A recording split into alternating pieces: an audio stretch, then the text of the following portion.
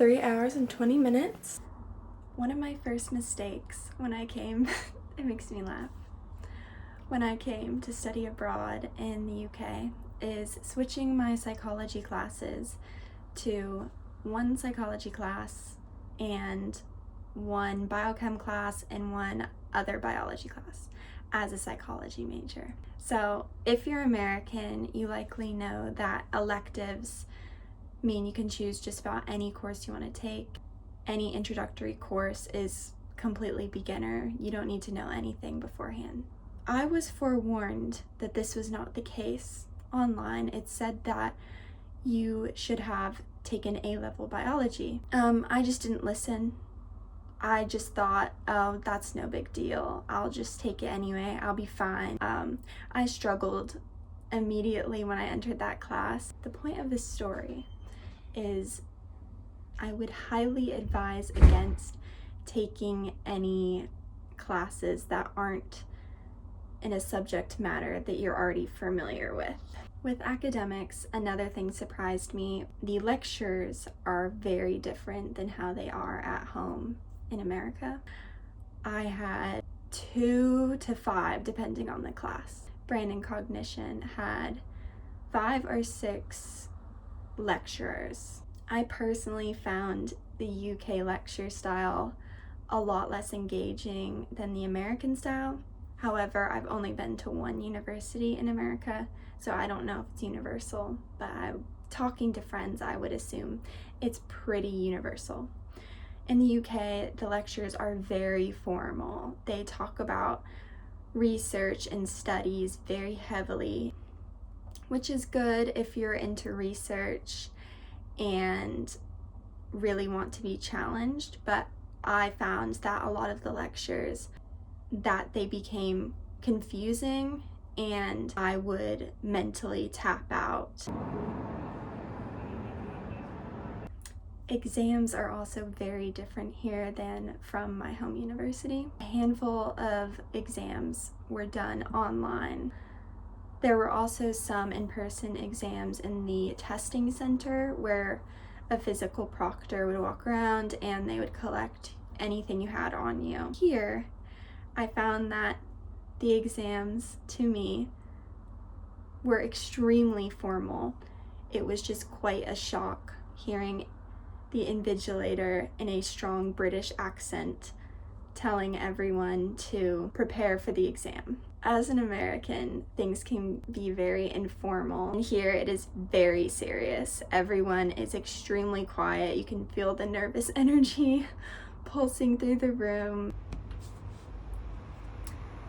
Daily life in Bristol was a lot different than I expected. I expected Bristol to be a smaller city, like a village feel. Don't know why I thought it was a seaside town, even though on the map you can see that it's clearly not. Bristol is a very big city.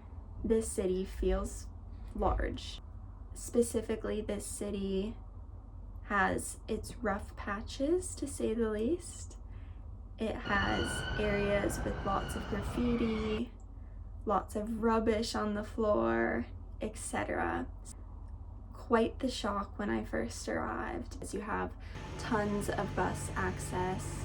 They are frequent, they go just about anywhere you want to go. The rail station is less than a 30-minute walk away, and it can connect you to London, Bath, Wales, really just about anywhere. That's something I absolutely loved being here.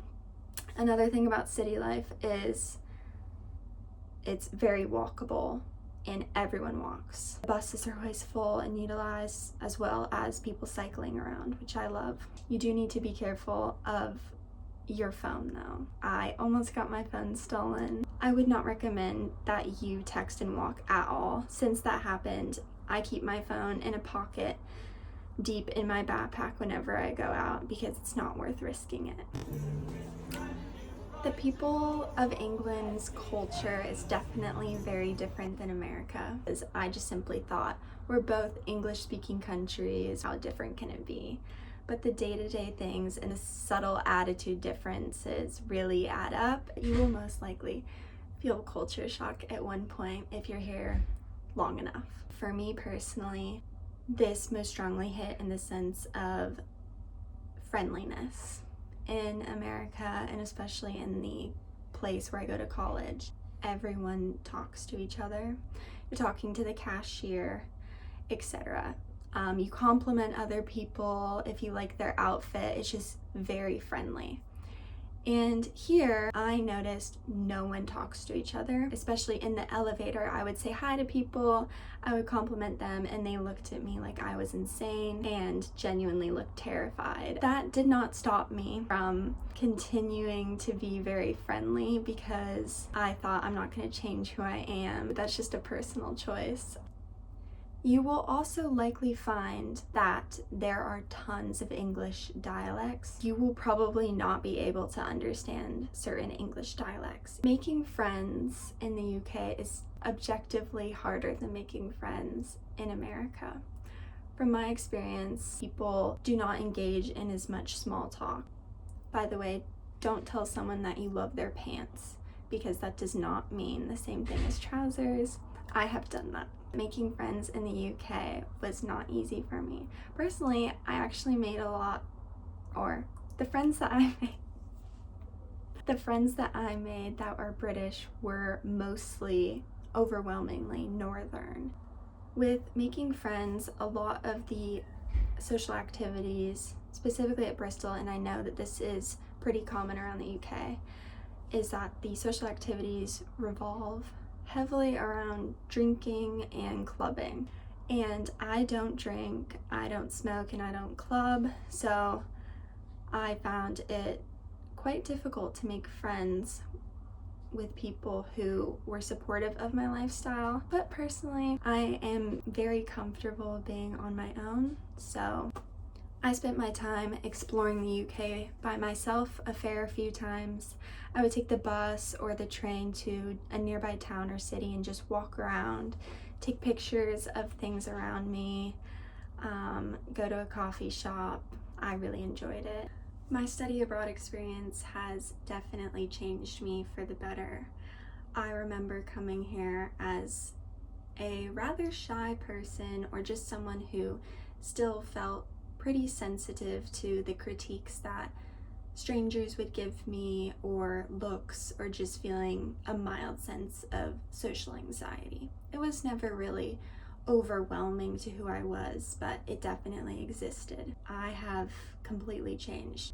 I honestly thank my study abroad experience for that, because I was alone a lot of the time when I was here. When I walk outside, maybe a couple years ago, I would think, oh, I'm so weird for walking alone, or I'm so weird for eating alone in this cafe or coffee shop. Now it's just normal, it's just a part of life. I think that city life has definitely helped that, but also just being alone in a new country, being somewhat alone, as I do have some family and my husband that was here part of the time last semester and most of the time this semester. I really think that studying abroad has helped me gain so much independence. It's helped my mind mature. It's helped me concrete what my identity is, feel a lot more confident.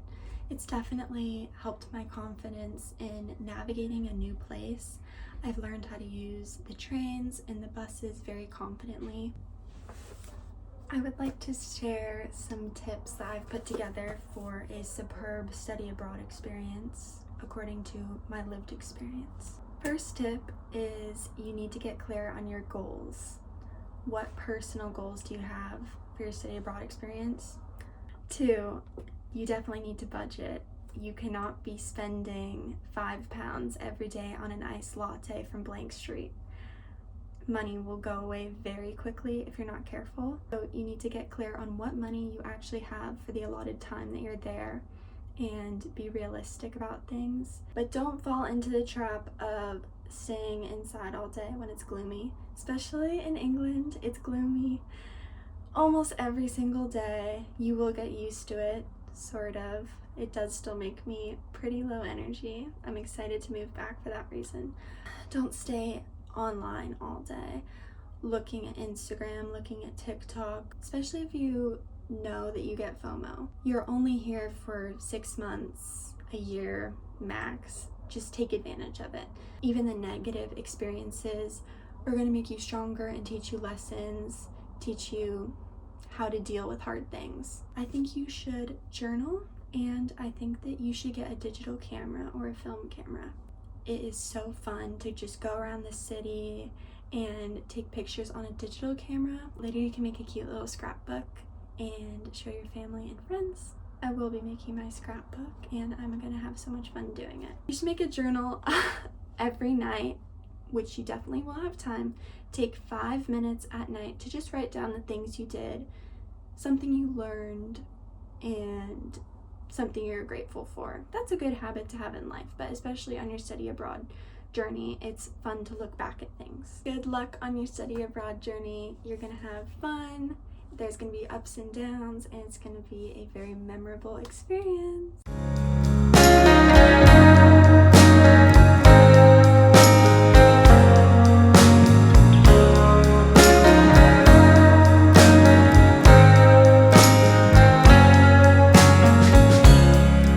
Sun is falling, speed